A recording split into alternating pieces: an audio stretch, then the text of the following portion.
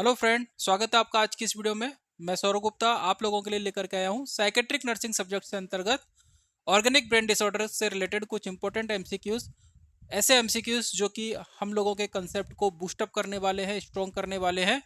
और हमारी जो नॉलेज है ऑर्गेनिक ब्रेन डिसऑर्डर से रिलेटेड, इसके अलावा जो भी कुछ कन्फ्यूजन है इनके टाइप्स से रिलेटेड, वो सारे कन्फ्यूजन एंड दूर होने वाले हैं एंड हमारी नॉलेज जो है वो इम्प्रूव होने जा रही है।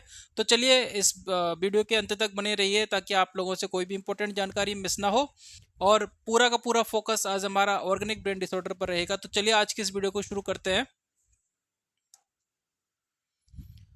और आज का हमारा मोटिवेशनल कोट है, अपने सपनों की ओर बढ़ते रहें भले ही रास्ता कठिन हो, क्योंकि सफलता की मंजिल धैर्य और दृढ़ संकल्प में छुपी होती है। अगर आप असफल हो रहे हैं बार बार तो निराश होने की जरूरत नहीं है, एक दिन सफलता आपको जरूर मिलेगी। बस अपना काम करते रहिए और हार्ड वर्क करते रहिए। तो चलिए शुरू करते हैं। First question, which of the following is a common features of organic brain disorder? निम्न में से कौन सा ऑर्गेनिक ब्रेन डिसऑर्डर का कॉमन फीचर्स है? तो चलिए ऑप्शन देखते हैं क्या है। पहला है डिल्यूजन, दूसरा है हेल्यूसिनेशन, तीसरा है कॉग्निटिव डेफिसिट एंड चौथा है पैरानोइया। तो वन बाय वन हम इन ऑप्शंस को समझते हैं। First is delusion. तो डिल्यूजन क्या होता है? What is delusion? It is the false fixed belief. What is delusion? It is the false fixed belief. मतलब हमारा जो बिलीफ है, हमारा जो विश्वास है, हमारे जो थॉट्स हैं वो कैसे हैं? गलत हैं। और साथ के साथ क्या है? फिक्स्ड हैं। हमारे जो थॉट है वो कैसे हैं? फिक्स। फिक्स का मतलब क्या है? अनशेकेबल, जिनको कि कोई हटा नहीं सके। हमारे जो गलत विश्वास हैं, अगर हमको पता चल जाए कि ये विश्वास गलत है तो हम क्या करेंगे? उनको रिमूव कर देंगे। क्या कर देंगे? उनको रिमूव कर देंगे। लेकिन ऐसे व्यक्ति जिनके अंदर गलत विश्वास है, कोई गलत थिंकिंग है, लेकिन प्रूफ मिलने के बाद भी, क्या मिलने के बाद भी? प्रूफ मिलने के बाद भी वो अपने इन थॉट्स को रिमूव नहीं करते हैं और अपने इन थॉट्स को चेंज नहीं करते हैं, वो कंडीशन कहलाती है डिल्यूजन। ठीक है, तो डिल्यूजन किससे रिलेटेड हो गया? आपके फॉल्स फिक्स्ड बिलीफ से रिलेटेड हो गया। किससे हो गया? फॉल्स फिक्स्ड बिलीफ से रिलेटेड हो गया। दूसरी कंडीशन है आपकी हेल्यूसिनेशन। तो हेल्यूसिनेशन का मतलब क्या होता है? It is the false perception. False perception अपने आप में हेल्यूसिनेशन की डेफिनेशन को इंक्लूड किए हुए हैं, लेकिन फिर भी इल्यूजन और हेल्यूसिनेशन में डिफरेंस समझने के लिए हम यहां पर एक लाइन और जोड़ देते हैं। False perception in the absence of stimuli. In the absence of stimuli मतलब हमारे सामने कोई स्टिमुलाई नहीं है, फिर भी हमें उसका परसेप्शन हो रहा है, तो that condition is known as the hallucination. So hallucination can be defined as the false perception in the absence of stimuli. Example क्या हो सकते हैं इसके? जैसे भूतों का दिखना, गोस्ट सीइंग। ठीक है, किसी आवाज का सुनाई देना जो कि वहां पर एनवायरमेंट में मौजूद नहीं हो। ठीक है, इसके अलावा टॉकिंग विद गॉड, ये सब किसके एग्जाम्पल है? आपके हेल्यूसिनेशन के। हेल्यूसिनेशन क्यों कहेंगे इनको अपन? क्योंकि जो अदर पर्सन है वो अदर पर्सन उन स्टिमुलाई को फील नहीं कर पा रहे। अगर उसके एनवायरनमेंट में जितने भी लोग हैं, अगर वो सभी लोग उस स्टिमुलाई को फील कर पा रहे हैं तो हम उसको हेल्यूसिनेशन नहीं कहेंगे। जैसे अगर मेरी आंखों के सामने ये पेन रखा हुआ है तो वो आप सभी को भी दिखाई दे रहा है, दैट मीन्स इसमें स्टिमुलाई प्रेजेंट है और वो एक नॉर्मल फिनोमेना है। ठीक है, और ये स्टिमुलाई सभी को फील हो रहा है। लेकिन अगर यहाँ पर ये पेन नहीं हो और मैं ये दावा करूं, ये क्लेम करूं कि मेरे आंखों के सामने एक पेन है जो कि आप लोगों को दिखाई नहीं देगा, तो दैट मीन्स वो कंडीशन क्या कहलाएगी? मेरे साथ हेल्यूसिनेशन की कहलाएगी। क्लियर है? तो ये जो एग्जांपल है वो आपके हेल्यूसिनेशन का एग्जांपल है। तीसरा होता है कॉग्निटिव डेफिसिट, जहां पर आपकी मेंटल प्रोसेस के अंदर डिक्लाइन हो। क्या हो? मेंटल प्रोसेस, उसमें क्या आ रहा है? डिक्लाइन आ रहा है। मेंटल प्रोसेस में डिक्लाइन मतलब किस में डिक्लाइन आ रहा है? आपके मेमोरी में डिक्लाइन आ रहा है, आपके लर्निंग में आ रहा है। ठीक है, आपके अटेंशन में आ रहा है। ये सारी चीजें क्या है? आपके जो आपकी कॉग्निटिव प्रोसेसेस है उसके पार्ट्स हैं जो कि कॉग्निटिव प्रोसेस को कंप्लीट करते हैं। तो कॉग्निटिव प्रोसेस किससे रिलेटेड है? कुल मिलाकर के आपके इंफॉर्मेशन के प्रोसेसिंग से रिलेटेड है। आप जो भी स्टिमुलाई ग्रहण करते हो बाहर की दुनिया से आपके सेंस ऑर्गन के द्वारा, तो उसके इंफॉर्मेशन जो भी होगी उस प्रोसेसिंग से रिलेटेड होती है आपकी क्या कॉग्निटिव प्रोसेस। तो जिसमें आपका क्या काम में आएगा, आपका अटेंशन काम में आएगा, आपका परसेप्शन काम में आएगा, आपकी मेमोरी काम में आएगी, आपकी थिंकिंग काम में आएगी, आपकी इंटेलिजेंस काम में आएगी। तो ये सारे जो पार्ट्स हैं वो मिलकर के क्या बनाते हैं, आपके कॉग्निटिव प्रोसेस को पूरा करते हैं। तो इस कॉग्निटिव प्रोसेस के अंदर क्या हो जाती है, डिक्लाइन हो जाती है। और चौथा है आपका पैरानोइया। तो पैरानोइया जो है वो पर्सन का एक बिहेवियर है जिसमें वो क्या करता है, दूसरों पर मिसट्रस्ट करता है। पैरानोइया एक कंडीशन है, एक बिहेवियर है पेशेंट का जिसमें वो दूसरे व्यक्ति पर आसानी से भरोसा नहीं कर पाता। उस कंडीशन को अपन कहते हैं पैरानोइया। और पैरानोइया अगर सीवियर हो जाता है तो ये बन जाता है आपका डिलीजन ऑफ परसिक्यूशन, क्योंकि डिलीजन ऑफ परसिक्यूशन में भी किसकी फीलिंग आती है, मिसट्रस्ट की फीलिंग आती है। तो पैरानोइया एक फीचर्स है, ठीक है, एबनॉर्मल फीचर्स है। और अगर ये फीचर सीवियर हो जाता है तो पर्सन के अंदर डिलीजन ऑफ परसिक्यूशन कॉज करता है। तो डिलीजन ऑफ परसिक्यूशन का फीचर्स क्या है, पैरानोइया। तो ये डिलीजन का एक टाइप हो गया, ठीक है। तो ये चारों ऑप्शन हम लोगों ने समझ लिए। अब हम बात करते हैं कि कॉमन फीचर्स क्या है ऑर्गेनिक ब्रेन डिसऑर्डर का। तो ऑर्गेनिक ब्रेन डिसऑर्डर का कॉमन फीचर्स क्या रहेगा, कॉग्निटिव डेफिसिट। अब आप कहोगे कि सर ऑर्गेनिक ब्रेन डिसऑर्डर में तो सारे फीचर्स पाए जाते हैं, हेलुसिनेशन भी पाया जाएगा, डिल्यूजन भी पाया जाएगा, यस, ठीक है। तो हेलुसिनेशन भी पाया जाता है, डिल्यूजन भी पाया जाता है, लेकिन ये प्राइमरीली किससे एसोसिएटेड होते हैं, आपके साइकोटिक कंडीशन से एसोसिएटेड होते हैं। किससे एसोसिएटेड होते हैं, साइकोटिक कंडीशन से एसोसिएटेड होते हैं। और जरूरी नहीं कि सभी ऑर्गेनिक ब्रेन डिसऑर्डर में इस तरीके की फीचर्स हमको देखने को मिले, ठीक है। तो इस तरह के फीचर्स हमको देखने को मिल सकते हैं और नहीं भी मिल सकते, वो डिजीज के प्रोग्रेशन या सीवियरिटी पर डिपेंड करता है। लेकिन कॉग्निटिव डेफिसिट जो है वो इसका प्राइम एंड हॉलमार्क फीचर्स है। जितने भी ऑर्गेनिक ब्रेन डिसऑर्डर्स हैं उन सब में कॉग्निटिव फीचर्स डिक्लाइन होगा, ठीक है। तो इसलिए इसको अपन कॉग्निटिव फीचर्स को अपन क्या मान के चलेंगे, कॉमन फीचर्स मान के चलेंगे, किसका, ऑर्गेनिक ब्रेन डिसऑर्डर का।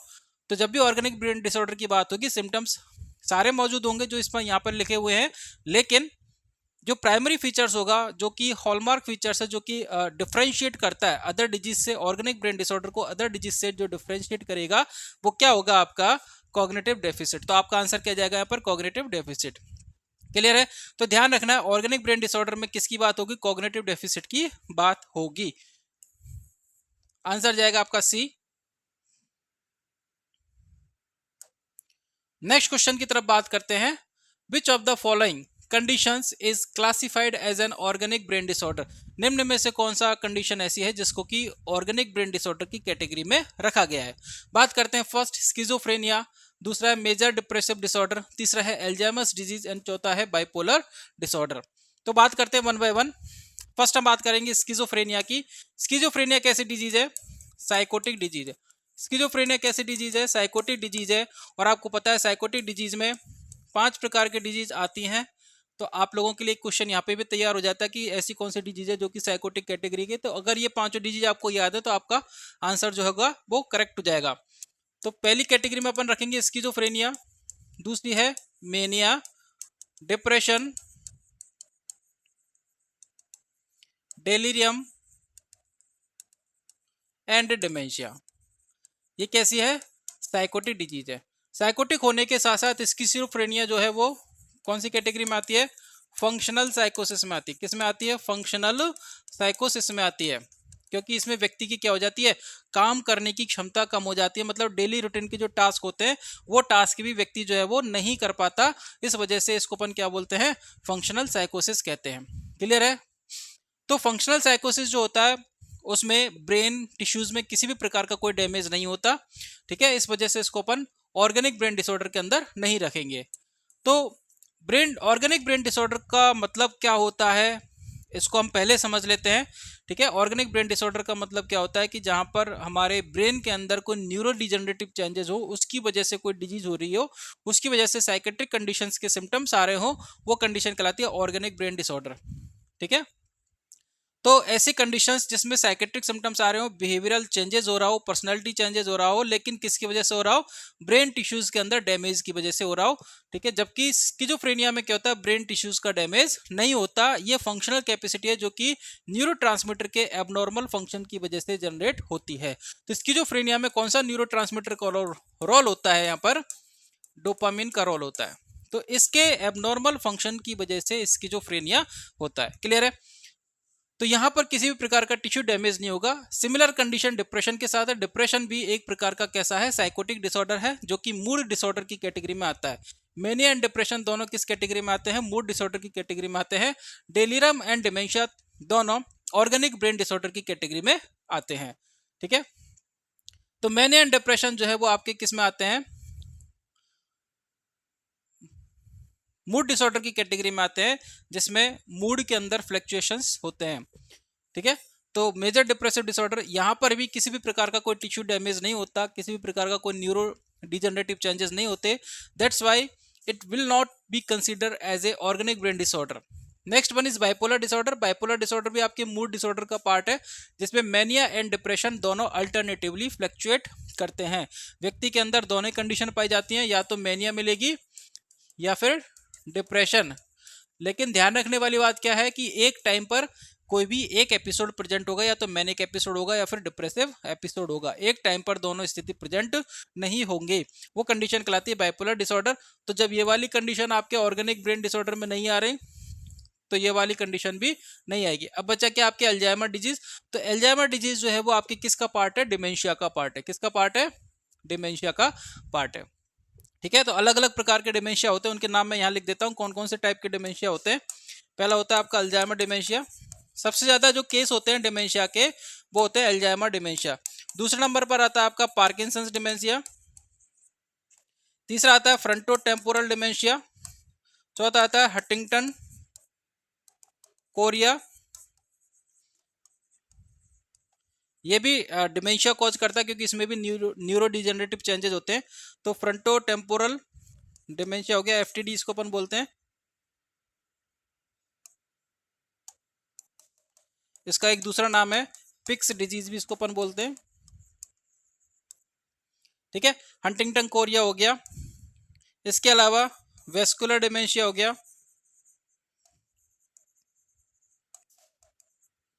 ठीक है, मल्टी इन्फार्क्ट डिमेंशिया हो गया, मल्टी इन्फार्क्ट डिमेंशिया हो गया। तो अलग अलग टाइप है डिमेंशिया के।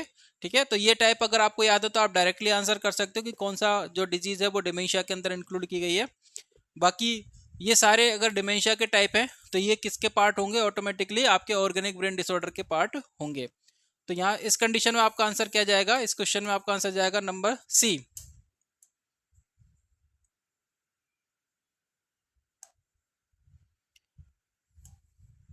Next question is which neurotransmitter is most commonly associated with Alzheimer's disease. निम्न में से कौन सा न्यूरोट्रांसमीटर एल्जाइमर डिजीज से संबंधित है। अब हम न्यूरोट्रांसमीटर की बात कर लेते हैं। डोपामिन की अगर हम बात करें तो डोपामिन जो न्यूरोट्रांसमीटर है वो आपके प्लीजर से रिलेटेड होता है। किससे रिलेटेड होता है, प्लीजर से रिलेटेड होता है। और आपके अंदर क्या करता है, बिहेवियरल कंट्रोल करता है और प्लीजर से रिलेटेड होता है। तो डोपामिन का लेवल अगर बढ़ जाता है, डोपामिन का लेवल अगर बढ़ जाता है तो कौन सी डिजीज होती है, स्किज़ोफ्रेनिया, स्किज़ोफ्रेनिया होती है। तो डोपामिन का लेवल बढ़ जाता है तो स्किज़ोफ्रेनिया होती है, और डोपामिन का लेवल कम हो जाता है तो कौन सी डिजीज होगी, पार्किंसंस होगी। कौन सी होगी, पार्किंसंस। तो पार्किंसंस में डोपामिन का लेवल कम हो जाता है और स्किज़ोफ्रेनिया में डोपामिन का लेवल बढ़ जाता है। बात करते हैं सीरोटोनिन की। तो सीरोटोनिन जो होता है वो डिप्रेशन एंड मेनिया दोनों में क्या होता है, सीरोटोनिन का लेवल कम हो जाता है। सीरोटोनिन जो होता है वो हमारे ब्रेन के अंदर कामिंग इफेक्ट प्रोड्यूस करता है। क्या करता है, कामिंग इफेक्ट, हमारे ब्रेन को शांत रखता है और स्टेबल रखता है। ठीक है, तो अगर इसके अंदर डिसरेगुलेशन होता है तो ये हमारे अंदर मूड डिसऑर्डर की चेंजेस लेकर के जाएगा। इसके साथ साथ ये हमारे अंदर क्या कॉज करेगा, एंजाइटी से रिलेटेड डिसऑर्डर कॉज करेगा। तो एंजाइटी एंड मूड से रिलेटेड डिसऑर्डर्स की किसकी वजह से होते हैं, सीरोटोनिन की वजह से होते हैं। ध्यान रखने वाली बात क्या है कि डिप्रेशन में सीरोटोनिन का लेवल कम होगा, तो डिप्रेशन के लिए जो प्राइमरी रेस्पॉन्सिबल न्यूरोट्रांसमीटर जो होता है वो होता है सीरोटोनिन, और उसका लेवल कम हो जाता है। मेनिया की अगर बात करें तो मेनिया के अंदर भी क्या होगा, सीरोटोनिन का लेवल डिक्रीज होगा। तो दोनों स्थिति में ध्यान रखना है, दोनों स्थिति में सीरोटोनिन का लेवल क्या होता है, डिक्रीज होता है। अब हम बात करते हैं एसिटिल कोलिन की।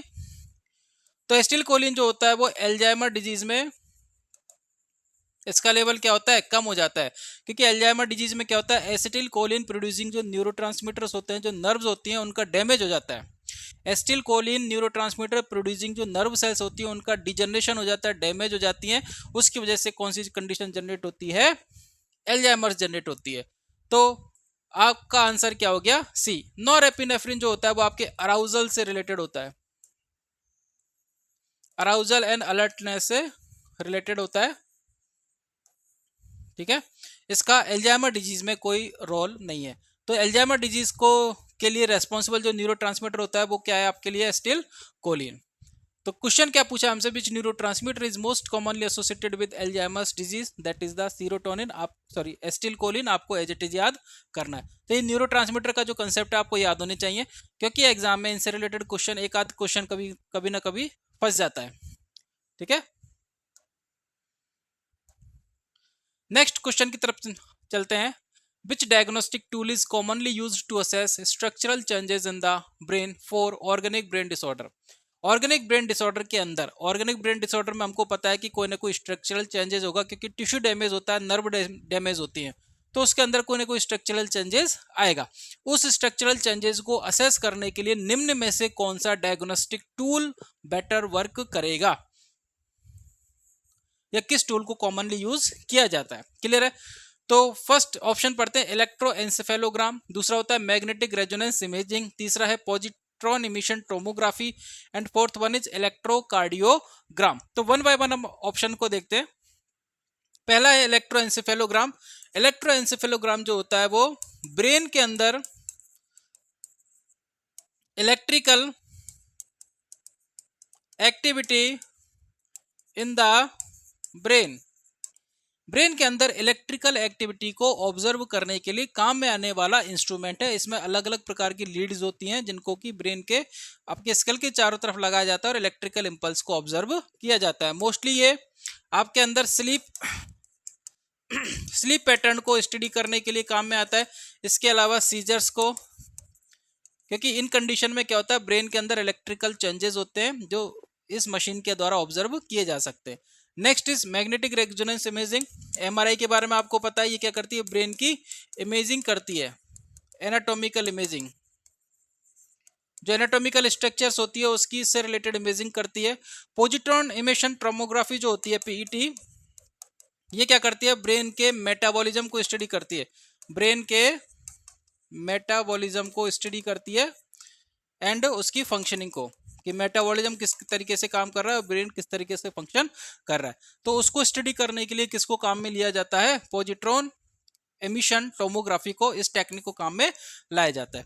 Fourth one is electrocardiogram. Electrocardiogram आपको पता है कि किससे रिलेटेड है, किस ऑर्गन के एबनॉर्मल बिहेवियर को या उसके नॉर्मल बिहेवियर को स्टडी करेगी, आपके हार्ट को। तो इसका ब्रेन से रिलेटेड कोई फंक्शंस नहीं है, तो ये ऑप्शन हमारा वैसे ही कट हो गया। इसमें बचे 3 ऑप्शन। तो आप देखेंगे कि ब्रेन की इमेजिंग या एनाटॉमिकल पार्ट को कौन स्टडी कर रहा है, यहाँ पर एमआरआई। क्लियर हो गया। तो यहाँ पर आपका ऑप्शन क्या जाएगा, सेकंड, एमआरआई। तो अब हम बात कर लेते हैं हमारे कोचिंग के प्लान के बारे में। अगर आप हमसे जुड़ना चाहते हैं तो बहुत ही कम प्राइस में, रीजनेबल प्राइस में हम आपको कोचिंग प्रोवाइड कराते हैं। कोचिंग कंप्लीटली जो है वो ऑनलाइन है, ऐप बेस्ड कोचिंग है। सारे रिकॉर्डेड लेक्चर आपको उसमें कोचिंग में दिए जाते हैं, ठीक है, रिकॉर्डेड लेक्चर दिए जाएंगे। इसके साथ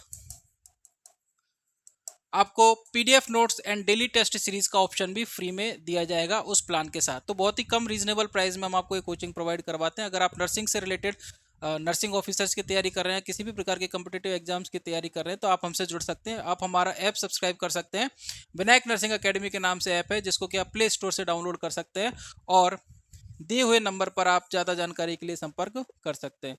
क्लियर है। तो अगर आप जुड़ना चाहते हैं तो आप हमसे कॉन्टेक्ट कर सकते हैं। चलिए आगे बढ़ते हैं हमारे नेक्स्ट क्वेश्चन की तरफ। नेक्स्ट क्वेश्चन क्या कहता है, देखते हैं। Which of the following is A potential cause of organic brain disorder. निम्न में से कौन सा ऑर्गेनिक ब्रेन डिसऑर्डर के लिए पोटेंशियल कॉज हो सकता है। अब ऑर्गेनिक ब्रेन डिसऑर्डर जब ध्यान में आता है तो हमको ध्यान में रखना चाहिए कि यहाँ पर क्या होंगे, टिश्यू डैमेज होगा, नर्व सेल्स का डैमेज होगा। तो ऐसे कौन कौन से कारण हो सकते हैं जो कि हमारे नर्व सेल्स के डैमेज के लिए या ब्रेन टिश्यूज के डैमेज के लिए रिस्पॉन्सिबल होंगे। तो आपके ऑप्शन है, फर्स्ट क्रॉनिक स्ट्रेस, दूसरा है न्यूरोलॉजिकल इंजरी, तीसरा है साइकोसोशियल फैक्टर एंड चौथा है जेनेटिक प्रिडिस्पोजिशन अलोन। तो यहाँ पर ऑप्शन पढ़ते आपके माइंड में क्लिक हो गया होगा, जैसा कि मैंने एक्सप्लेनेशन दिया था कि ऑर्गेनिक ब्रेन डिसऑर्डर किसकी वजह से होंगे, किसी न किसी ब्रेन इंजरी की वजह से होंगे। तो ऑप्शन सेकंड पढ़ते आपके समझ में आ जाना चाहिए कि ये आपका आंसर जाएगा। फोर्थ ऑप्शन में आपको कंफ्यूजन हो सकता है। आप कह सकते हो कि सर जेनेटिक प्रीडिस्पोजिशन भी ऑर्गेनिक ब्रेन डिसऑर्डर के लिए रिस्पॉन्सिबल होता है, क्योंकि कुछ डिजीज ऐसी होती हैं, जैसे कि मैंने आपको नाम बताया था हंटिंगटन कोरिया। हंटिंगटन कोरिया जो है वो जेनेटिक डिजीज है और जीन के म्यूटेशन की वजह से होती है, लेकिन ये डिमेंशिया कॉज करती है क्योंकि इसमें नर्व डैमेज होती है। दैट्स वाई ये इसको भी डिमेंशिया के अंदर अपन ने इंक्लूड किया है। लेकिन ध्यान रखने वाली बात क्या है कि केवल इसमें क्या लिखा है, अलोन वर्ड लिखा है। इसका मतलब केवल और केवल जेनेटिक फैक्टर ही डिमेंशिया के लिए रिस्पॉन्सिबल नहीं होता, बाकी अदर फैक्टर भी डिमेंशिया के लिए रिस्पॉन्सिबल हो सकते हैं। जैसे कि हमने एग्जाम्पल में बात करेंगे, ऑप्शन में बात करें न्यूरोलॉजिकल इंजरी, मतलब न्यूरोलॉजिकल इंजरी एक्सटर्नल कॉज है, साइकेट्रिक से रिलेटेड कॉज नहीं है, स्ट्रेस से रिलेटेड कॉज नहीं है, लेकिन फिर भी ये व्यक्ति के अंदर बिहेवियरल चेंजेस लेकर के आ रहा है। तो इसको अपन किस कैटेगरी में रखेंगे, ऑर्गेनिक ब्रेन डिसऑर्डर की कैटेगरी में इसको रखा जाएगा। तो समझ में आ गया what which of the following is A potential cause of organic brain disorder. तो ये आपका ऑर्गेनिक ब्रेन डिसऑर्डर का कॉज जाएगा, क्योंकि इसमें क्या होंगे, ब्रेन टिश्यू का डैमेज होगा। क्लियर है। Psychosocial factor and chronic stress, mostly जो आपके फंक्शनल साइकोसिस जो होता है या फंक्शनल कैपेसिटी या साइकेट्रिक जो प्रॉब्लम्स होती हैं एक्चुअल, उनके लिए पॉजिटिव फैक्टर हो सकते हैं। हालांकि ये आपके ब्रेन के डिसऑर्डर्स जो ऑर्गेनिक ब्रेन डिसऑर्डर्स है उनके सिम्टम्स की सीवियरिटी बढ़ा सकते हैं, लेकिन डायरेक्टली सिम्टम होने में इनका कोई रोल नहीं है। क्लियर है। तो आपका आंसर जाएगा यहाँ पर B. Next is, which type of dementia is characterized by rapid progressions and often associated with prion infections? Which type of dementia is characterized by rapid progressions? मतलब ऐसा कौन सा डिमेंशिया जिसमें रैपिड प्रोग्रेशन होता है and often associated with prion infections होता है। Prion क्या होते हैं, ये एबनॉर्मल प्रोटीन होती हैं और कब बनती हैं, ड्यू टू द मिसफोल्डिंग। किसकी वजह से बनती है, मिसफोल्डिंग ऑफ प्रोटीन। आपको पता है कि जो प्रोटीन की टर्सरी स्ट्रक्चर होती है उसमें क्या होता है, प्रोटीन फोल्ड हो जाती है। ठीक है, तो वो फोल्डेड प्रोटीन जो होती है वो दो तरीके से फोल्ड हो सकती है, मतलब या तो अगर नॉर्मल बन सकती है, अगर उसका फोल्डिंग गलत तरीके से हुई तो वो फोल्डिंग क्या कहलाएगी, मिस फोल्डिंग कहलाएगी और फिर वो एबनॉर्मल बिहेवियर करेगी। तो वो एबनॉर्मल बिहेवियर वाली जो प्रोटीन है जिसको कि अपन कह रहे हैं मिस फोल्डिंग ऑफ प्रोटीन, वो उसको अपन क्या कहते हैं, प्रियन बोलते हैं। तो ये जो प्रियन इन्फेक्शन है इसको अपन इन्फेक्शन क्यों कहते हैं, हालांकि इसमें बैक्टीरिया वायरस की तरह कोई सेल डिवीजन नहीं होगा, कोई सेल नहीं होगी, कोई ऑर्गेनाइल्स नहीं होगा, दीज आर प्योरली प्रोटीन्स। लेकिन इसमें इन्फेक्शन वर्ड क्यों ऐड कर दिया गया है, क्योंकि ये अपने संपर्क में आने वाली जो दूसरी प्रोटीन है उसके अंदर भी क्या करा देती है, मिस फोल्डिंग करा देती है और उनको भी प्रियन में कन्वर्ट कर देती हैं। इसलिए इसको अपन कह रहे हैं प्रियन इन्फेक्शन बोल रहे, क्या बोल रहे हैं, इन्फेक्शन बोल रहे, जबकि इसमें बैक्टीरिया वायरस की तरह कोई भी ना तो सेल मेम्ब्रेन होगी ना सेल ऑर्गेनेल्स होंगे। ठीक है, कोई भी कुछ भी नहीं होता कि सिंपल एक प्रोटीन होती है। लेकिन इन्फेक्शन क्यों बोला वो आपको समझ में आ गया। अब हम बात करते हैं वेस्कुलर ऑप्शंस के बारे में। तो क्वेश्चन का आंसर क्या जाएगा, तो उसके लिए हमको ऑप्शन पढ़ने पड़ेंगे।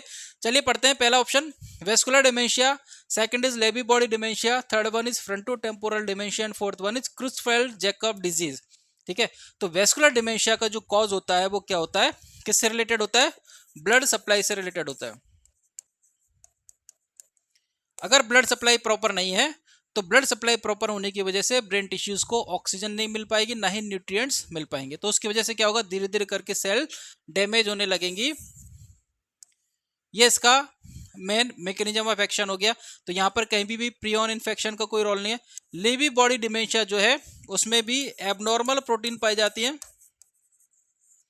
एबनॉर्मल प्रोटीन पाई जाती है, कौन सी पाई जाती है, अल्फा साइन्यूसिलिन, ये प्रोटीन प्रेजेंट होती है, अल्फा साइन्यूसिलिन प्रोटीन प्रेजेंट होती है किसमें, लेवी बॉडी डिमेंशिया में।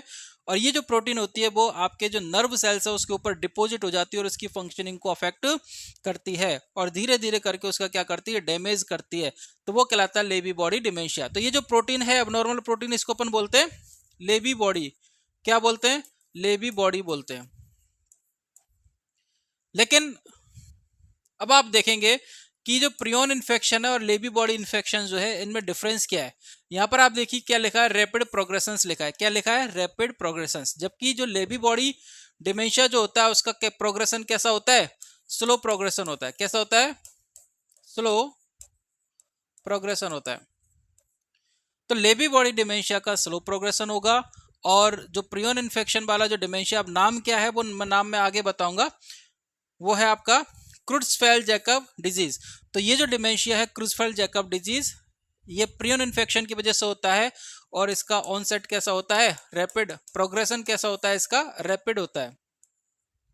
तो दोनों में डिफरेंस समझ में आ गया, दोनों की प्रोटीन अलग है, स्ट्रक्चर अलग है, ठीक है। यहाँ पर क्या होती है, मिसफोल्डिंग ऑफ प्रोटीन होती है किसमें, क्रुट्ज़फेल्ड जैकब डिजीज के अंदर।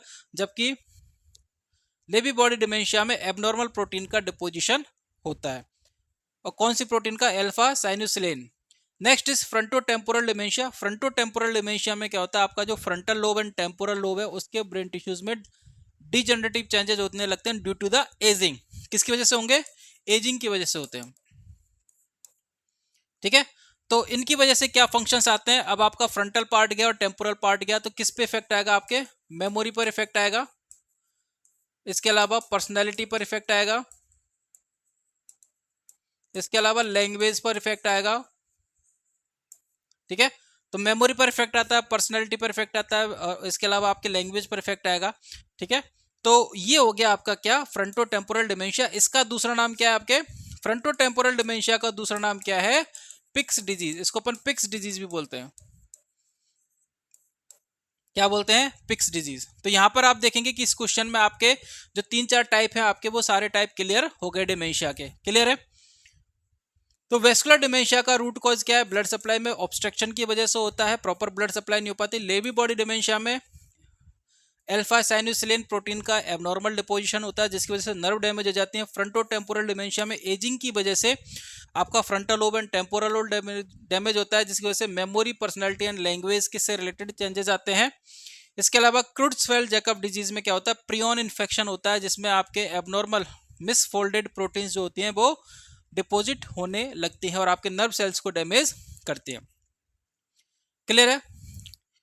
तो ये आपसे पूछा गया है rapid progression of and often associated with. अब यहाँ पे इन्होंने क्या किया, कंफ्यूजन का कोई काम ही नहीं छोड़ा।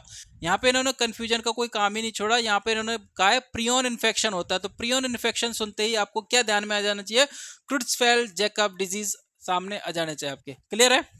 तो ये वैसे देखा जाए तो ज़्यादा डिफिकल्ट क्वेश्चन नहीं है, सोचने समझने का इसमें टाइम ही नहीं दिया गया, सिंपल क्वेश्चन पूछा है। कोई भी सिम्टम्स लिख दिया यहाँ पर और साथ में दे दिया prion infections, that means Creutzfeldt Jakob disease, clear है। बढ़ते हैं नेक्स्ट क्वेश्चन की तरफ। Which of the following is not, इस पर ध्यान रखना है हमको, क्वेश्चन में कई बार नॉट हमारी नजरों में नहीं आता और इसकी वजह से पूरा क्वेश्चन के अर्थ का अनर्थ हो जाता है।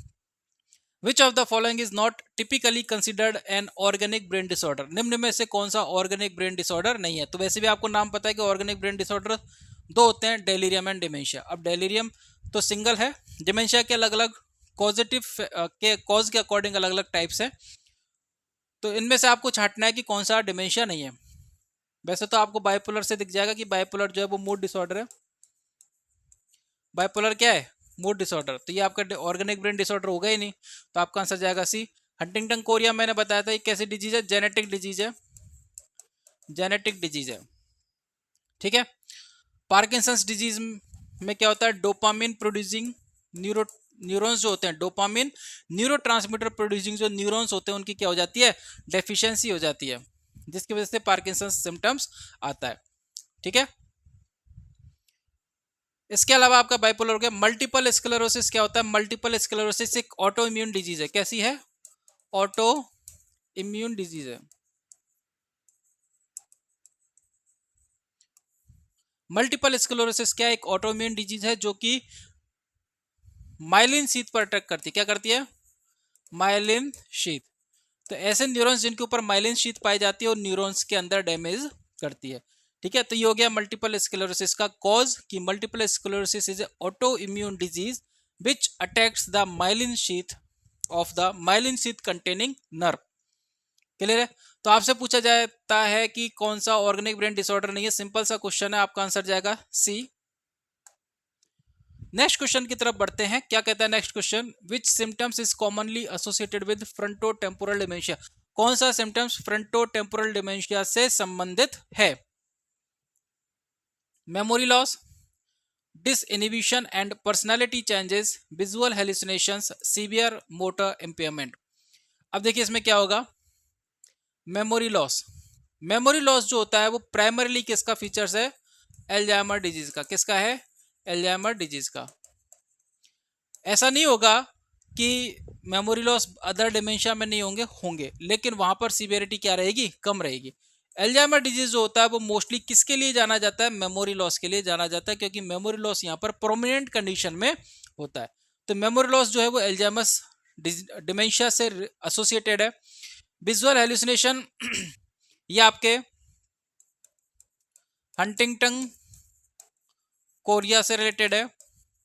अदर टाइप्स में प्रेजेंट हो भी सकते हैं, नहीं भी हो सकते, लेकिन हंटिंगटन कोरिया में प्रेजेंट होंगे। तो मोस्टली किससे रिलेटेड है? हंटिंगटन कोरिया से रिलेटेड है। सीवियर मोटर इंपेयरमेंट जो है वो आपके हंटिंगटन कोरिया से भी रिलेटेड हो सकते हैं। एंड इसके अलावा पार्किंसंस में भी क्या आते हैं? मूवमेंट के डिसऑर्डर्स आते हैं। तो पार्किंसंस हो गया, चाहे हंटिंगटन कोरिया हो गया, इसमें भी क्या आता है? सीवियर मोटर इंपेयरमेंट आता है। तो visual hallucination, severe motor impairment, ये किससे एसोसिएटेड हो गए? Huntington chorea. बचा आपका क्या option? B, disinhibitions and personality changes. तो मैंने बताया था कि आपको फ्रंटो टेम्पोरल डिमेंशिया, जिसका कि दूसरा नाम क्या है? Pick's disease. क्या है? Pick's disease. इसका दूसरा नाम क्या है? पिक्स डिजीज है। और इसमें किस में चेंज आ जाता है? बिहेवियर में चेंज आता है। इसके अलावा मेमोरी में चेंज आ जाता है, लेकिन प्राइमरीली किस में आता है? पर्सनालिटी में एंड लैंग्वेज। ठीक है, तो बिहेवियर, मेमोरी, पर्सनालिटी, लैंग्वेज, इन सब में क्या आता है? चेंज आ जाता है। वो किसका पार्ट है? ये आपके फ्रंटो टेम्पोरल डिमेंशिया का। तो यहां पर आपका आंसर जाएगा B. Next question is, which of the following is a common method used to assess cognitive functions. किसको असेस कर रहे हैं हम? कॉग्निटिव फंक्शंस को असेस कर रहे हैं। Which of the following is common method used to assess the cognitive functions in patient with suspected organic brain disorder. ऐसा पेशेंट जिसके अंदर ऑर्गेनिक ब्रेन डिसऑर्डर सस्पेक्टेड है। अब आपको पता है कि ऑर्गेनिक ब्रेन डिसऑर्डर का प्राइमरी फीचर्स क्या है? की फीचर्स क्या है? Cognitive decline. Cognitive decline is the key features of organic brain disorders. ठीक है, तो यहां पर क्या बात करें हम? Suspected organic brain disorder patient है, उसमें कॉग्निटिव फंक्शंस को चेक करना है, तो कौन सा टेस्ट यूज करेंगे? तो कॉग्निटिव फंक्शंस आपको पता है कि क्या क्या होते हैं। कॉग्निटिव फंक्शंस में क्या क्या आते हैं? आप क्या आता है? अटेंशन आता है। आप क्या आती है? मेमोरी आती है। ठीक है, लैंग्वेज, लर्निंग, कंसंट्रेशन। ठीक है, इस तरीके के फंक्शन आपके किस में आते हैं? कॉग्निटिव प्रोसेस में आते हैं। तो cognitive functions attention, perception, memory, learning, thinking, सारी चीजें हैं, लेकिन जो मैंने यहाँ पर फीचर्स लिखे हैं वो आपके उस टेस्ट में शामिल है, इसलिए मैंने इन फीचर्स को यहाँ पर स्पेसिफिकली मेंशन किया है। ठीक है, कॉग्निटिव फंक्शंस किससे रिलेटेड है? इंफॉर्मेशन के प्रोसेसिंग से रिलेटेड है। किससे रिलेटेड है? इंफॉर्मेशन के प्रोसेसिंग से रिलेटेड है। और इसलिए इसको अपन क्या बोलते हैं? मेंटल प्रोसेस भी बोलते हैं। इनको अपन क्या बोलते हैं? मेंटल प्रोसेस भी बोलते हैं। तो cognitive functions attention, memory, language, learning, concentration, information of processing, information की प्रोसेसिंग से रिलेटेड है। ठीक है, और इनको अपन मेंटल प्रोसेस भी बोलते हैं। तो ये जो टेस्ट है वो इन सभी फीचर्स को इंक्लूड किए हुए हैं। अब बात कर लेते हैं ऑप्शंस की कि कौन कौन से ऑप्शंस है इसमें। तो mini mental status examination, mini mental status examination इसका आंसर है, और ये डायरेक्ट क्वेश्चन पूछा जाता है एग्जाम में, इसको आप याद कर लो। ठीक है, अगर आपको ऑर्गेनिक ब्रेन डिसऑर्डर का भी नाम नहीं दिया, आपको डिमेंशिया का भी नाम लिख करके नहीं दिया, और आपसे पूछा जाए कि कॉग्निटिव फंक्शंस को असेस करने के लिए कौन सा टेस्ट यूज किया जाता है, तो सीधा आप आंसर टिक करोगे किस पर? मिनी मेंटल स्टेटस एग्जामिनेशन पर, क्योंकि ये जो टेस्ट है वो स्पेशली डिजाइंड है किसके लिए? कॉग्निटिव फंक्शंस को असेस करने के लिए। और ये जो टेस्ट है ये आपको न्यूमेरिकल वैल्यूज देता है। क्या देता है? न्यूमेरिकल वैल्यूज देता है।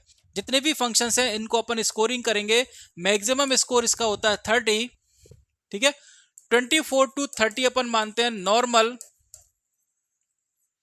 18 to 24 अपन मानते हैं माइल्ड कॉग्निटिव इम्पेयरमेंट। क्या मानेंगे? 18 to 24 अपन कंसिडर करेंगे mild cognitive impairment, 24 to 30 is considered as normal cognitive functions, while 18 to 24 is considered as mild cognitive impairment, 9 to 18 is considered as moderate cognitive impairment, and lesser than 9 is considered as severe cognitive impairment. So this is the categorizations of the patient according to the cognitive functions. तो mini mental status examination जो है वो आपको cognitive values का या cognitive assessment के दौरान आपको न्यूमेरिकल वैल्यूज देता है, ठीक है। इसलिए टेस्ट इसलिए भी इंपॉर्टेंट हो जाता है क्योंकि इसमें हम पेशेंट को आसानी से कैटेगराइज कर सकते हैं और उसके लिए थेरेपी प्लान कर सकते हैं। तो बैक डिप्रेशन इन्वेंट्री जो है वो डिप्रेशन को असेस करने के लिए काम में आती है। हैमिल्टन एंजाइटी जो है वो एंजाइटी को असेस करने के लिए काम में आएगा। Positive and negative syndrome scale जो है आपका वो स्किज़ोफ्रेनिया में काम में लिया जाता है, क्योंकि पॉजिटिव एंड नेगेटिव सिम्टम्स का कंसेप्ट जो है वो किस में आता है? आपके schizophrenia. Positive and negative functions का जो कंसेप्ट है वो आपके किस में आता है? स्किज़ोफ्रेनिया में आता है। तो इन सिम्टम्स की सिवियरिटी और इन सिम्टम्स का असेसमेंट के लिए ये टेस्ट यूज किया जाता है, PANSS। क्लियर है? तो नाम से कुछ टेस्ट नाम से क्लियर है। डिप्रेशन का डिप्रेशन के लिए यूज होगा, एंजाइटी का एंजाइटी के लिए यूज होगा, पॉजिटिव एंड नेगेटिव सिम्टम्स का स्किज़ोफ्रेनिया के लिए यूज होगा। मिनी मेंटल स्टेटस एग्जामिनेशन जो है वो कॉग्निटिव फंक्शंस को असेस करने के लिए काम में लिया जाता है। तो जब हमने ट्रेनिंग की थी तो ट्रेनिंग के टाइम पर हमने केवल किसको पढ़ा था? मेंटल स्टेटस एग्जामिनेशन को पढ़ा था। तो कई स्टूडेंट कंफ्यूज हो जाते हैं कि मेंटल स्टेटस एग्जामिनेशन अलग है या मिनी मेंटल स्टेटस एग्जामिनेशन अलग है, या दोनों सेम है, क्योंकि हमने कभी भी इस प्रकार की स्कोरिंग नहीं की। हो सकता है जो अच्छे इंस्टीट्यूट है या आपको मौका मिला हो MMSE को अप्लाई करने का पेशेंट के ऊपर। तो मेंटल स्टेटस एग्जामिनेशन एक कंप्लीट एंड थ्योरेटिकल ऑब्जर्वेशन है पेशेंट की कंडीशंस का, और उसके आधार पर पेशेंट का डायग्नोसिस बनाया जाता है, ठीक है। लेकिन mini mental status examination specifically cognitive functions को चेक करने के लिए काम में लिया जाता है और इसको न्यूमेरिकल वैल्यूज में कन्वर्ट किया जाता है, ठीक है। तो दोनों सिमिलर हैं, mini mental status examination and mental status examination. लेकिन मिनी मेंटल स्टेटस एग्जामिनेशन जो है वो कॉग्निटिव फंक्शंस को चेक करने के लिए स्पेसिफिकली डिजाइन किया गया है, जबकि मेंटल स्टेटस एग्जामिनेशन आपकी ओवरऑल मेंटल कंडीशन को असेस करने के लिए काम में लिया जाने वाला टूल है, ठीक है। तो आपका आंसर होगा 1। चलते हैं नेक्स्ट क्वेश्चन की तरफ। Which type of organic brain disorder involves progressive loss of cognitive and motor functions due to genetic mutations? तो genetic mutations ध्यान में आ गया, यहां पर इन्होंने वर्ड दे दिया genetic mutation। तो जेनेटिक म्यूटेशन किस डिजीज में होगा? आपके Huntington disease, genetically heredity disease वाली कौन सी है? Huntington disease. एल्जाइमर डिजीज में एस्टिल कोलिन प्रोड्यूसिंग जो आपके नर्व्स हैं, एस्टिल कोलिन न्यूरोट्रांसमीटर प्रोड्यूसिंग जो नर्व्स हैं उनके डैमेज होता है। पार्किंसंस में डोपामिन का लेवल कम हो जाता है, ठीक है। और मल्टीपल स्क्लेरोसिस क्या होती है? ये ऑटो इम्यून डिजीज है। क्या है ये? ऑटो इम्यून डिजीज है। सिंपल सा क्वेश्चन है, अगर आपको पता हो एक कीवर्ड भी हमको आंसर सही कराने में हमारी हेल्प कर सकता है।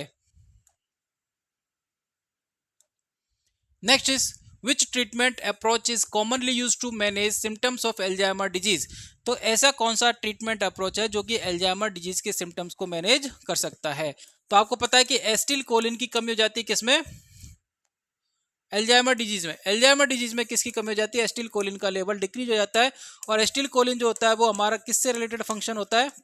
मेमोरी एंड लर्निंग से रिलेटेड फंक्शंस हैंडल करता है। एस्टिल कोलिन जो होता है वो हमारा लर्निंग एंड मेमोरी से रिलेटेड फंक्शंस हैंडल करता है, और हम ये चाहते हैं कि पेशेंट के अंदर मेमोरी एंड लर्निंग का जो लेवल है वो मेंटेन रहे। इसके लिए हमको क्या करना पड़ेगा? कोलिनेस्ट जो आपके कोलिनर्जिक जो मेडिसिन हैं, कोलिनर्जिक मेडिसिन मतलब जो कि एस्टिल कोलिन के लेवल को इंप्रूव करती हैं, उन मेडिसिन को हमको प्रेफर करना पड़ेगा। क्लियर है? तो एंटीसाइकोटिक मेडिसिन आपका फर्स्ट ऑप्शन है। एंटीसाइकोटिक मेडिसिन जो है वो अपन साइकोटिक कंडीशन में यूज करते हैं। किस में यूज करते हैं? साइकोटिक कंडीशन में एंटीसाइकोटिक मेडिसिन हम साइकोटिक कंडीशन में यूज करते हैं, और साइकोटिक कंडीशंस के एग्जांपल क्या है आपके पास? स्किज़ोफ्रेनिया। और ये एंटीसाइकोटिक जो मेडिसिन होती हैं ये क्या करती हैं? ये डोपामिन के लेवल को कम करती हैं। क्या करती हैं? डोपामिन के लेवल को कम करती हैं, इसलिए इनको अपन D2 रिसेप्टर ब्लॉकर भी बोलते हैं। क्या बोलते हैं? D2। डोपामिन का जो सेकंड कैटेगरी वाला रिसेप्टर होता है उसको ये ब्लॉक कर देती है, इसलिए इसको अपन एंटीसाइकोटिक ड्रग को D2 रिसेप्टर ब्लॉकर भी कहा जाता है। कोलिनेस्टरेज इनहिबिटर्स क्या काम करेंगे? ये वो एंजाइम्स होते हैं जो कि एस्टिल कोलिन को क्या करते हैं? ब्रेक डाउन करते हैं। ये वो एंजाइम्स हैं कोलिनेस्टरेज। कोलिनेस्टरेज की बात कर रहा हूं मैं।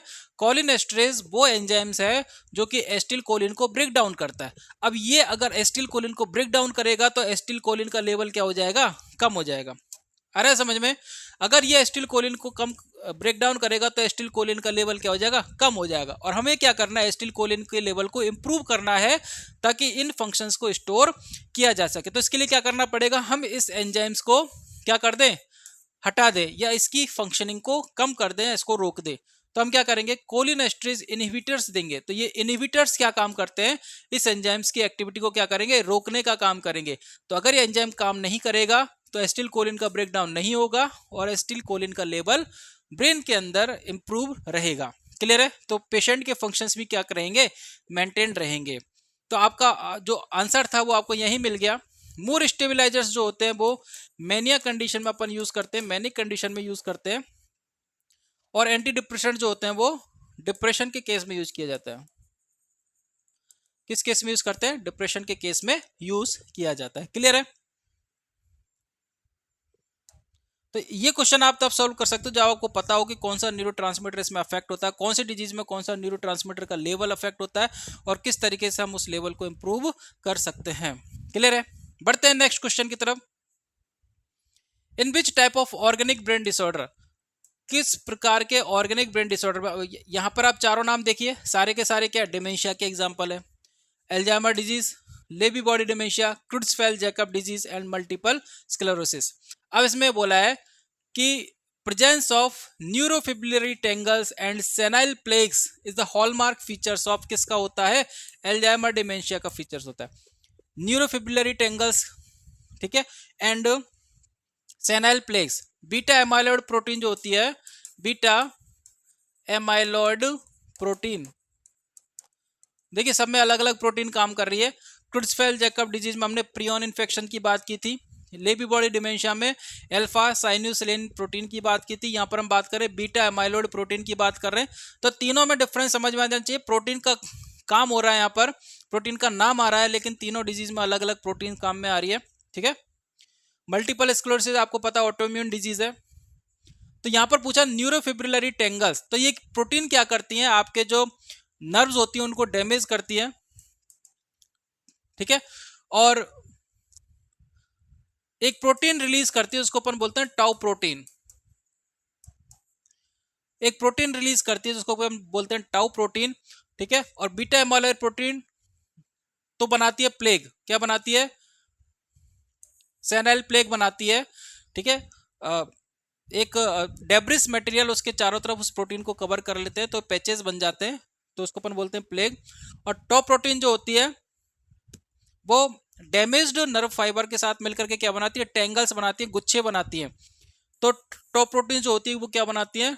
न्यूरोफिब्रिलरी टेंगल्स बनाती है। तो beta amyloid protein and top protein जो होती है वो दोनों मिलकर के क्या करती हैं? अल्जाइमर डिमेंशिया कॉज करती है। तो neurofibrillary tangles and senile plague जो है वो किस डिजीज का हॉलमार्क फीचर्स है? अल्जाइमर डिमेंशिया का। क्लियर है? तो यहाँ पर आंसर क्लियर आपका सिंपल है। हर डिजीज का आपको हॉलमार्क फीचर्स पता होना चाहिए। ऑलरेडी ये जो सेशन हमने लिया है इस वजह से भी और इम्पोर्टेंट बन जाता है क्योंकि इसमें हम हर डिमेंशिया को डिफरेंशिएट करके चल रहे हैं। उसका जो हॉलमार्क फीचर्स है, करेक्टरिस्टिक फीचर्स है, उसको हम साथ में लेकर के चल रहे हैं ताकि आपके बीच में आपको इन डिजीज को लेकर के किसी भी प्रकार का कोई कंफ्यूजन ना रहे। Which of the following condition is associated with deficiency in dopamine in specific brain region? तो डोपामिन की कमी किस में हो जाती है? पार्किंसंस में हो जाती है या नहीं? एल्जाइमर डिजीज में एस्टिल कोलिन की कमी हो जाती है, ये जेनेटिक डिजीज है, ये इसमें प्रियन प्रोटीन का इन्फेक्शन हो जाता है। सारी चीजें क्लियर है आप लोगों के सामने है सीधा। डोपामिन के लिए रिस्पॉन्सिबल कौन है? Parkinson's. Next question is which of the following is a hallmark features of delirium. Delirium का हॉलमार्क फीचर्स क्या है? तो जैसे कॉग्निटिव डिक्लाइन, ठीक है, cognitive decline specially memory, cognitive decline especially memory is the hallmark features of dementia। Specially memory क्यों कहा? क्योंकि डिमेंशिया में जो सबसे ज्यादा वेटेज, जो सबसे ज्यादा एरिया कवर करती है वो है डिजीज एल्जाइमर। इसका मतलब क्या है? मैक्सिमम 70% पेशेंट जो होते हैं वो किससे सफर्ड होते हैं? एल्जाइमर से सफर्ड होते हैं। इसका मतलब क्या है? अगर आपके पास 100 पेशेंट डिमेंशिया के आए हैं तो उसमें से 70 पेशेंट किस डिमेंशिया के रहेंगे? एल्जाइमर डिमेंशिया के रहेंगे। और एल्जाइमर डिमेंशिया का प्राइम फीचर्स क्या है, की फीचर्स क्या है? Memory impairment. ठीक है, तो यहाँ पर कॉग्निटिव डिक्लाइन होता है, स्पेशली मेमोरी का इंपेयरमेंट होता है, इसलिए अपन बोल के चलते हैं डिमेंशिया में किसका इंपेयरमेंट होगा? मेमोरी का। तो इस तरीके के क्वेश्चन भी पूछे जाते हैं। Dementia is the disorder of, कई बार इस तरीके का भी क्वेश्चन पूछा जाता है, उसमें कुछ नहीं बताया, सिंपल लिख दिया dementia is the disorder of. तो dementia is the disorder of memory. ठीक है, बात करते हैं डेलिरियम। तो डेलिरियम स्पेसिफिकली किसका डिसऑर्डर है? कॉन्शियसनेस का। कॉन्शियसनेस का। डेलिरियम किसका डिसऑर्डर है? कॉन्शियसनेस का। ये हॉलमार्क फीचर्स है किसका? अब आप देख लीजिए कॉन्शियसनेस कहां पे आ रहा है आपका? कॉन्शियसनेस किस ऑप्शन में आ रहा है? 3। एक्यूट ऑनसेट, क्योंकि एक्यूट होता है, सडन ऑनसेट होता है और सीवियर होता है। ठीक है, in the presence of any toxic substance, किसी भी टॉक्सिक सब्सटेंस की प्रेजेंस में होगा, आपके नर्व सेल्स जो है वो काम करना बंद कर देंगे। और स्टार्टिंग किससे होगी? आपके कॉन्शियसनेस, आपका कॉन्शियसनेस लेवल जो होगा वो डिक्रीज होगा। उसके बाद फर्दर सिम्टम्स आएंगे। डेलिरियम दो प्रकार का होता है, रिवर्सिबल एंड इरिवर्सिबल। तो रिवर्सिबल कब तक है? जब तक कि उसने कोई परमानेंट डैमेज नहीं किया। जो टॉक्सिक सब्सटेंस था उसने कोई परमानेंट डैमेज नहीं किया, तब तक तो रिवर्सिबल है, वापस नॉर्मल कंडीशन को रिगेन कर लेगा पेशेंट। लेकिन अगर परमानेंट डैमेज कर दिया तो फिर वो डिमेंशिया में की कंडीशन में चला जाएगा। क्लियर है? तो एक्यूट ऑनसेट होता है with fluctuating level of consciousness. तो ये आपका आंसर है। Stable cognitive functions, stable cognitive functions तो जब आपका कॉन्शियसनेस लेवल ही प्रॉपर नहीं है तो कॉग्निटिव फंक्शंस तो सेकेंडरी हो गए इसके लिए, तो वो तो डिक्लाइन होनी है। Gradual onset of symptoms, gradual नहीं होता, ग्रेजुअल डिमेंशिया में होगा। डेलिरियम में कैसा होता है? एक्यूट होता है। ठीक है, परसिस्टेंट मूड डिस्टर्बेंस, तो मूड जो डिस्टर्बेंस है वो परसिस्टेंट नहीं होते, वो लेवाइल होते हैं। मूड जो डिस्टर्बेंस है वो लेवाइल होते हैं, फ्लक्चुएटिंग होते हैं, बदलते रहते हैं, तो परसिस्टेंट नहीं होते। तो आंसर यहाँ पर जाएगा आपका 3 नंबर का। और वैसे भी हॉलमार्क फीचर्स की बात कर रहे हैं तो लेवल ऑफ कॉन्शियसनेस अल्टर्ड होता है किसमें? डेलिरियम में। ये चीज हमको ध्यान रखनी है। Next question is which type of organic brain disorder can be secondary to the chronic alcohol abuse. कौन सा ब्रेन डिसऑर्डर? अब ये ब्रेन ऑर्गेनिक ब्रेन डिसऑर्डर की हम लोग बात कर रहे हैं, तो ये डिमेंशिया में नहीं आएगा, नहीं डेलिरियम में आएगा, लेकिन ये भी एक ऑर्गेनिक ब्रेन डिसऑर्डर है जो कि किसकी वजह से होता है? आपके क्रॉनिक एल्कोहल अब्यूज की वजह से होता है। तो क्रॉनिक एल्कोहल जो होता है वो क्या करता है? आपके अंदर एंसेफेलोपैथी करता है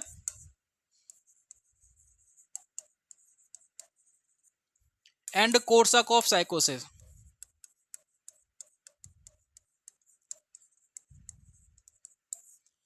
दो चीजें होती हैं एंसेफेलोपैथी। तो एंसेफेलोपैथी को ऑब्जर्व करने वाला सबसे पहला था वर्निक्स, इसलिए उसके नाम पे गया वर्निक्स एंसेफेलोपैथी। और साइकोसिस को ऑब्जर्व किया कोर्साकॉफ ने, इसलिए उसको नाम दिया कोर्साकॉफ साइकोसिस। ये डिजीज जो है वो कंप्लीटली कहलाती है वर्निक्स कोर्साकॉफ सिंड्रोम कहलाती है।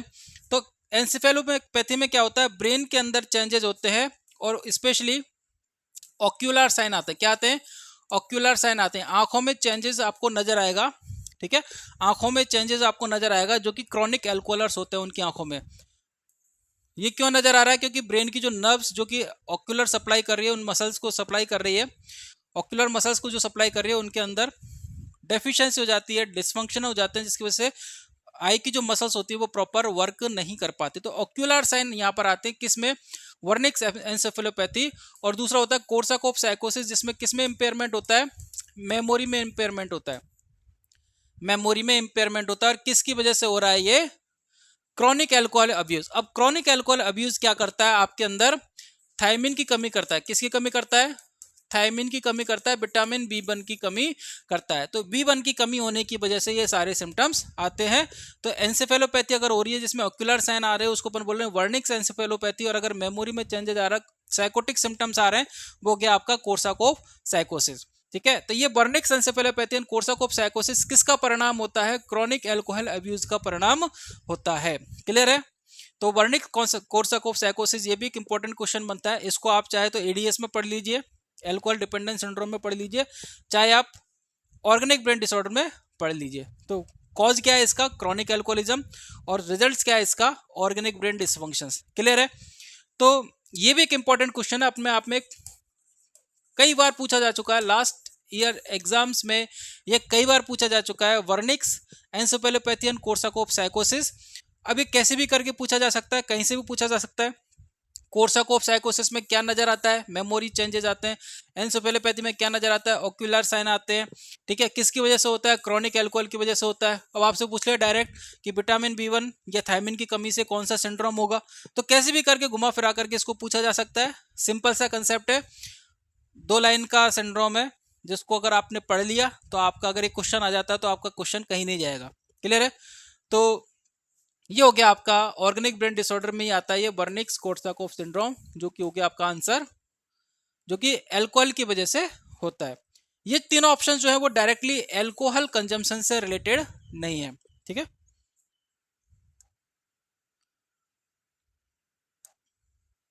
तो आज की वीडियो में इतना ही। आज की वीडियो में हमने ऑर्गेनिक ब्रेन डिसऑर्डर से रिलेटेड ऐसे इंपॉर्टेंट क्वेश्चंस रखे जो कि हमारे कंसेप्ट को बूस्टअप करने वाले थे।